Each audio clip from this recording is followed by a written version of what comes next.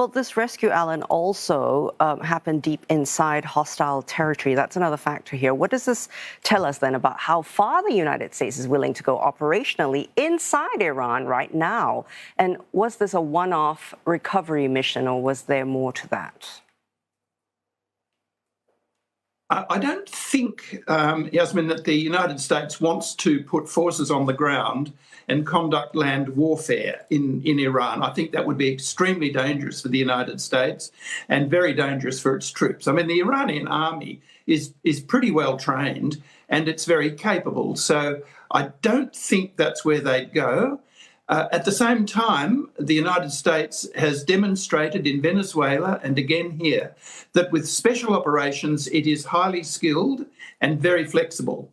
So it will do these kinds of operations again when it's necessary, but I don't think that they're going to want to do them too often. So the use of F-15s, for example, I think will be highly controlled. They're likely to use them, but they will be taking even more precautions to make sure that the aircraft are not shot down. All in all, I think there are signs of operational panic in this particular exercise, essentially because it's a mopping up operation with very little purpose other than to rescue the weapons officer. So, it's not a good sign of a well-conducted war. And I want to get your reaction to President Trump's blunt, curse-filled message, Alan. How is that likely to land in Tehran? Does it strengthen U.S. leverage or harden Iran's position? Look, I don't think that President Trump has got much in the way of leverage at the moment. Iran has got an enormous capacity to endure the punishment that the United States is handing out militarily. And it has done that before. It will do it again. It's a war that you're not going to win through military means.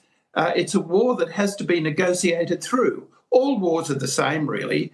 They're political exercises rather than simply military ones. And for President Trump, he doesn't appear to understand the difference between the use of military force and the use of political persuasion.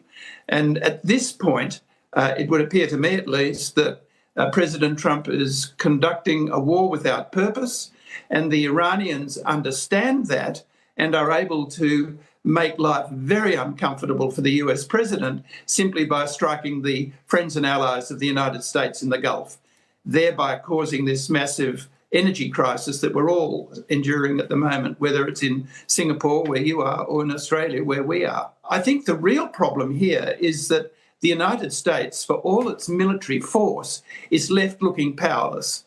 And that is not a good position for the United States to be in. It's a reckless war. The attack on civilian infrastructure is probably illegal. And on all the advice that we have at the moment, the war itself is probably illegal as well. So I think in all of this, the United States is not holding the upper hand. I think on balance, Iran actually is holding the upper hand.